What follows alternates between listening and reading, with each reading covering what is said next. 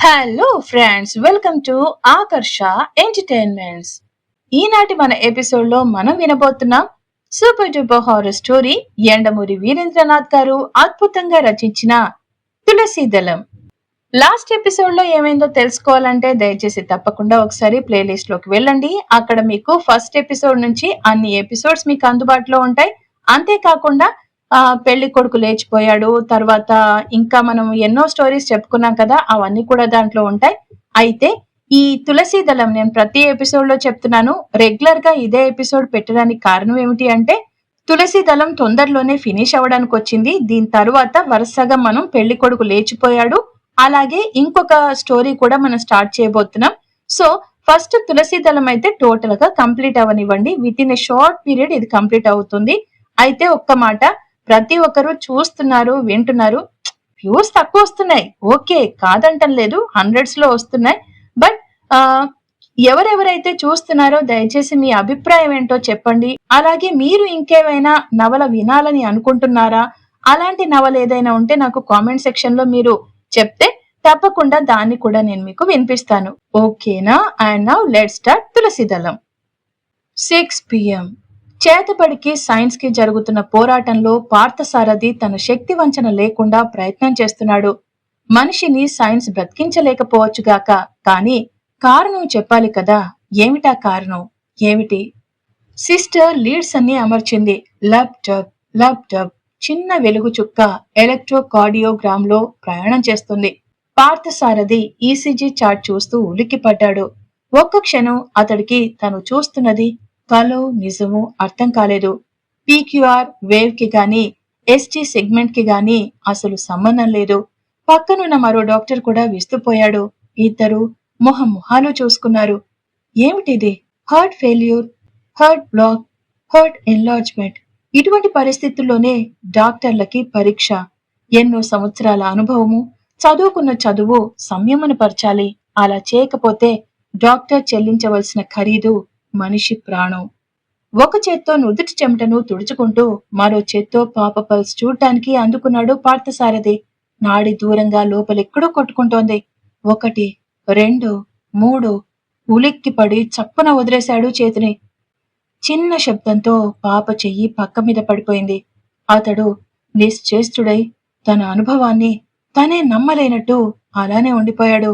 కారణం, పాప చేతిని పట్టుకున్నప్పుడు అతడికి చిన్నగా షాక్ కొట్టింది. సన్నగా అరక్షణం పాటు అతడి ఒళ్ళు జలధరించింది. షాక్ వల్ల కాదు, భయంతో. ఆస్పత్రి వరండాలో నిల్చుని ఉన్నాడు జయదేవ్. శ్రీధర్ వాళ్ళు పక్కీర్ మాటలు విని అంత దూరం వెళ్లటం జయదేవ్ని ఒంటరివాణ్ణి చేసింది. అతడు చుట్టూ చూశాడు. వరండాలో పాప గది ముందు వేసిన బల్ల మీద శారద కూర్చొనుంది. అలసటతో ఆమె ముఖం ఒడలిపోయి నిస్త్రాణగా కళ్ళు మూసుకొని ఏ ఆలోచన లేని శూన్యంలో స్తబ్దంగా ఉండిపోయింది. బల్లకిటు చివర పక్క గది పేషెంట్ తాలూకా అనుకుంటా ఒక యువకుడు కూర్చొనున్నాడు. ఒళ్ళో బ్రీఫ్ కేస్ పెట్టుకుని ఏదో ఎలక్ట్రానిక్స్ మ్యాగజైన్ చదువుతున్నాడు. జయదేవ్ లోపలికి వెళ్దామా అనుకున్నాడు. కానీ లావుపాటి నర్సు జ్ఞాపకం వచ్చి ఆ ప్రయత్నం విరమించుకుని వెళ్లి బల్ల మీద కూర్చున్నాడు. అలికిడికి శారద కళ్ళు విప్పి మళ్లీ మూసుకుంది. అతడు వాచి చూసుకున్నాడు. 6:15. పక్క యువకుణ్ణి మ్యాగజైన్ అడిగాడు. చదువుకుంటున్న అతడు జయదేవ్ హఠాత్తుగా అడగడంతో ఉలిక్కిపడి నవ్వి పక్కనే ఉన్న ఇంకో పుస్తకం ఇచ్చాడు. జయదేవ్ బల్ల వెనక్కి ఆనుకుని పుస్తకం తెరిచాడు. అది ఎలక్ట్రానిక్ మ్యాగజైనే. విసుగుతో అతడు దాన్ని పక్కన పడేసి చుట్టూ చూశాడు. బాగా చీకటి పడింది. శారద అలాగే కూర్చొనుంది. ఆమెను డిస్టర్బ్ చేయటం ఇష్టం లేక అతడు గుమ్మం వైపు నడిచాడు. అంతలోనే డాక్టర్ లోపల నుంచి రావడం చూసి, ఎలా ఉంది డాక్టర్ అని అడిగాడు. పార్థసారథి ముఖం ఉద్విగ్నతతో నిండిపోయింది. మాట్లాడకుండా లోపలికి నడిచాడు. వెనుకే జయదేవ్ని రమ్మని. పక్క మీద పాప పడుకొనుంది. ఆమె శరీరం నిండా వైర్లు రకరకాల మీటర్లకి కనెక్ట్ చేయబడి ఉన్నాయి. మనిషి శరీరపు పరిమాణాన్ని అంకెల్లో చెప్పే మీటర్లు. చిన్న చుక్క మీటర్ ఒక చివర వెలిగి నెమ్మదిగా పయనించి ఇంకోవైపు అదృశ్యమవుతోంది. చుక్క పయనంలో వంపు లేదో, గుండె బలహీనంగా కొట్టుకుంటోందన్నమాట. ఇంకో రోజు బ్రతికితే అదృష్టవంతులమే అన్నాడు డాక్టర్. జయదేవ్ ముఖంలో మార్పు లేదు. ఆ విషయం డాక్టర్ చెప్పనక్కర్లేదు, పాపం చూస్తేనే తెలుస్తోంది. అతడికి కోపం వచ్చింది. డాక్టర్ మీద కాదు, శ్రీధర్ మీద. ఈ స్థితిలో కూతుర్ని వదిలి వెళ్లిపోయినందుకు పార్థసారథి ఏదో చెప్పబోయి మళ్లీ ఆగిపోయాడు. జయదేవ్ మౌనంగా వెనుదిరిగాడు. ఇద్దరూ బయటికి వస్తుంటే డాక్టర్ తటపటాయిస్తూ అన్నాడు, జయదేవ్, నీతో ఒక మాట చెప్పాలి. జయదేవ్ ఆగి ఏమిటన్నట్టు చూశాడు. గంట క్రితం పాప చేయి పట్టుకుని పల్స్ చూస్తుంటే అని చెప్పాలా అక్కర్లేదా అన్నట్టు ఆగాడు. ఏమైంది డాక్టర్? నన్ను గట్టిగా అడిగితే నిర్ధారణగా చెప్పలేను కానీ కానీ అసహనంగా అన్నాడు జయదేవ్. పాప శరీరం సన్నగా షాక్ కొట్టింది. ఎంతో కాదు, చాలా తక్కువగా 20-25 ఓట్ల మధ్య. తనకే షాక్ తగిలినట్టు నిశ్చేష్టుడైపోయాడు జయదేవ్. డాక్టర్ ఏదో మాట్లాడుతున్నాడు, అతనికేమీ వినపట్టం లేదు. పాప శరీరం కరెంటుని బహిర్గతం చేస్తుందా? ఎలా ఎలా ఇది సాధ్యం? పాప మంచం దగ్గరికి వడివడిగా నడిచి పరీక్షించాడు. సారథి అన్నాడు, అన్నీ నేను చూశాను జయదేవ్. ఎవరికైనా చెప్తే నవ్వుతారని చెప్పలేదు. నేను ఈ వైర్లు, చివరికి మంచం జరిపి కూడా చూశాను. ఇదంతా నా భ్రాంతి కావచ్చు. క్షణంలో 4వ వంతు కొట్టిందంతే. ఇప్పుడంతా మళ్ళీ మామూలుగానే ఉంది. మంచం జరిపి చూశారా? చాలాసేపు నిశ్శబ్దం. జయదేవ్ చూపుడు వెళ్తూ నుదురు కొట్టుకుంటూ ఆలోచించసాగాడు. చప్పున ఏదో స్ఫురించినట్టు, ఫోన్ ఉందా ఇక్కడ అడిగాడు. డాక్టర్ చేయి చచ్చి చూపించాడు. జయదేవ్ ఫోన్ చేసి, సుధీర్ అన్నాడు. స్పీకింగ్.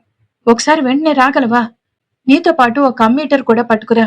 నేను ఆసుపత్రి ఇంటెన్సివ్ కేర్లో ఉన్నాను. ఎందుకని అడగకుండా ఫోన్ పెట్టేసి 10 నిమిషాల్లో వచ్చాడతడు. అతడికి 25 ఏళ్లుంటాయి. ఇంగ్లాండ్లో ఇంజనీరింగ్ చదువుకున్నాడు. తండ్రి తాలూకు ఫ్యాక్టరీ చూసుకుంటున్నాడు. పెదాల మీద ఎప్పుడూ అబ్బాను బోనియమ్ము ఆడుతూ ఉంటారు. చాలా తేలికైన చురుకైన కుర్రవాడు. చెప్పండి గురుగారు, ఏమిటింత హఠాత్తుగా ఫోన్ చేసి ఇంత చిన్న కోరిక కోరారు? వస్తూనే అడిగాడు. జయదేవ్ నవ్వి, నీకో గంట టైం ఇస్తున్నాను. ఇదిగో ఈ పాప శరీరం నుంచి ఏదైనా కరెంట్ పాస్ అవుతుందేమో చెప్పాలి నువ్వు అన్నాడు. గంట టైం ఇస్తున్నాను. సుధీర్ ఆశ్చర్యంతో కళ్ళు పెద్దవి చేసి, శరీరం కరెంటుని ఎన్మినేట్ చేయడం ఏమిటి? దాన్ని ఆ మీటర్తో కొలవడం ఏమిటి? నీకేమైనా అని ఆగిపోయాడు. మతి పోయిందా అనకుండా. అవన్నీ తర్కించటానికి టైం లేదు, చెప్పింది చెయ్యి అన్నాడు జయదేవ్. పైకి మాట్లాడుతున్నాడన్న మాటే గాని మెదడులో ఆలోచన తరంగాలు ఒక అద్భుతమైన రహస్యం శోధించటానికి కారణమైన ఆలోచన పార్థసారథి మధ్యలో కల్పించుకొని, నాది భ్రమై ఉండొచ్చు, దానికింత రాతంతం అనవసరం అన్నాడు. అయినా ఇది హాస్పిటల్, ఎలక్ట్రికల్ షాప్ కాదు. ఆమ్మీటర్లు, వోల్టామీటర్లు రోగులకు తగిలించడానికి. ఆబ్జెక్షన్ ఓవర్ రోడ్ అనేసి వడివడిగా బయటికొచ్చాడు జయదేవ్. శారద అలికిడికి అటు చూసింది. శారద గారు, మనం ఓసారి మీ ఇంటికి వెళ్ళాలి అన్నాడు. ఎందుకో? కారులో చెప్తాను, లేవండి. పాప నిద్రలో ఉంది. ఓ అరగంటలో వచ్చేద్దాం, డాక్టర్కి చెప్పాను. తొందరగా అని ఆమె లేచి మెట్లు దిగే లోపల కారు తీసుకొచ్చాడు. ఆమె కూర్చోగానే కారు నెమ్మదిగా కదిలింది. వాళ్లు వెళ్లగానే అప్పటి వరకు వీళ్ల మాటలు వింటున్న యువకుడు బల్ల మీద నుంచి లేచాడు. మ్యాగజైన్స్ బ్రీఫ్ కేసులో పెట్టుకుని తన కారు వైపు వడివడిగా నడిచాడు. మరుక్షణం ఆ కారు కూడా శ్రీధర్ ఇంటి వైపు సాగిపోయింది. దాదాపు 750 కిలోమీటర్లు కవర్ చేశాం. టైం 7 కావస్తోంది. అంటే దాదాపు పావు గంట ఆదా చేయగలిగామన్నమాట అన్నాడు విద్యాపతి. వాళ్లు కనీసం టీ తాగడానికి కూడా ఆగలేదు. అచంచెలుగా డ్రైవ్ చేస్తున్నారు. చలిగాలి రివ్వున వీస్తోంది. ఎక్కడో కుండపోతగా వర్షం కురుస్తున్నట్టు ఆకాశం మేఘావృతమై ఉంది. ఆ రోజు అమావాస్య. స్పీడోమీటర్ 80-90 మధ్య ఊగిసలాడుతోంది. మలుపుల్లో కూడా వేగం తగ్గించకుండా నడుపుతున్నాడు శ్రీధర్. జాగ్రత్త, మరీ వేగంగా వెళ్లకు అని హెచ్చరించబోయి మళ్లీ ఊరుకున్నాడు విద్యాపతి. తన మాటలు తనకే అన్వయించవని అతనికి తెలుసు. ఇంకా 50 కిలోమీటర్లలో అని అబ్రకదబ్ర ఏదో చెప్పబోతూ ఉంటే చిన్న చప్పుడుతో కారు నెమ్మదైంది. శ్రీధర్ కారుని సరున పక్కకు తోసి ఆపు చేశాడు. అబ్రకదబ్ర ఒక్క గెంతులో కారు దిగాడు. బోనెట్ పైకెత్తి చూశాడు. ఆవిర్లు చిమ్ముతూ రేడియేటర్ పైపులోంచి నీరు కారిపోయింది. నిస్పృహతో శ్రీధర్ కళ్ళు గిర్రున తిరిగాయి. స్టీరింగ్ మీద తల టపటపా కొట్టుకున్నాడు కసితో. జయదేవ్ సైకాలజీ చదువుకున్నాడు. మనిషి మూడ్ని మాటలతో మార్చగలడు. తన పక్కనే నిర్లిప్తంగా మౌనంగా కూర్చున్న శారదని చూస్తే అతనికి జాలేసింది. పాప పరిస్థితి విషమంగా ఉందని, మహా అయితే కొన్ని గంటలని అతనికి తెలుసు.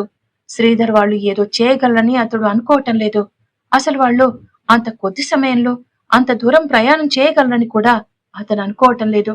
పాప శరీరం కరెంటుని ఎలా ఎలిమినేట్ చేసింది అన్న విషయం ఆలోచిస్తున్నాడతడు. ఇప్పటికే 20 రోజుల నుంచి ఉన్న పాప అనారోగ్యానికి ఈ కరెంటుకి ఏదైనా సంబంధం ఉందా? ఉంటే అది శ్రీధర్ ఇంట్లోనే దొరకాలి. అది కనుక్కోవడానికి శారద సహకారం కావాలి. దానికి ఆమె మూడు మార్చాలి. తను అనుకుంటున్నది తప్పు కావచ్చు అన్న అభిప్రాయం కూడా అతనికి ఏదో మూల ఉంది. ఈసీజీ మిషన్ వైర్ లీక్ అయినా షాక్ కొట్టొచ్చు. లేదా డాక్టర్ అన్నట్టు తనే పొరపాటు పడుండొచ్చు. మనం మీ ఇంటికి ఎందుకు వెళ్తున్నామో తెలుసా అని అడిగాడు. శారద తల ఊపి, పాప ఇంకొన్ని నిమిషాల్లోనూ గంటల్లోనే ఉంది. ఆ క్షణం అక్కడ నేను లేకుండా ఉండటం కోసం నన్ను తీసుకెళ్తున్నారు అంది. అతడు నిశ్చేష్టుడై, అది కాదు అన్నాడు. ఆమె హిస్టీరిక్ గా మారి ఒక్కసారిగా బావురుమంది.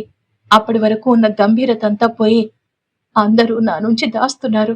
నాకేమీ తెలియదనుకోకండి. నాకంతా తెలుసు. ఈరోజు పాప పోవటం తథ్యం. దాన్నెవరూ ఆపలేరు అంది వెక్కి వెక్కి ఏడుస్తూ. ఈ వ్యధ భరించలేక ఆయన ఎక్కడికో పారిపోయారు. ఏడ్చే ఆడవాళ్ళని ఓదార్చటం తెలియని ఆ సైకాలజిస్ట్, ప్లీజ్ మీరేడవకండి. మీరేడిస్తే నాకున్న కాస్త ధైర్యం పోతుంది అన్నాడు. 2 నిమిషాల్లో ఆమె తేరుకుంది. కళ్ళు పైటతో తుడుచుకుంటూ, సారీ ప్రొఫెసర్ అంది. అప్పుడు చూశాడు ప్రొఫెసర్ తన కారు వెనుకే ఇంకో కారు రావటం. చాలాసేపటి నుంచి అది ఫాలో అవుతూనే ఉండటం. అతడి భ్రుకుటి ముడిపడింది. ఎవరు తనని వెంటాడుతున్నారు. సరస్వతి చచ్చిపోయాడు. పైడి తల్లి రాత్రే శ్మశానంలో అంతమొందాడు. అంటే అంటే ఇక మిగిలింది స్వామి. That's all for today. ఈ స్టోరీ కనుక మీకు నచ్చినట్లయితే లైక్ చేయండి, షేర్ చేయండి అండ్ మీ వాల్యుబుల్ కామెంట్స్ ని యూట్యూబ్ కామెంట్ బాక్స్ ద్వారా తప్పకుండా నాకు తెలియజేయండి. And please do subscribe Akarsha entertainments. మరో ఎపిసోడ్ తో మళ్ళీ మీ ముందుంటుంది మీ Saritha. Until then take care and have a nice day.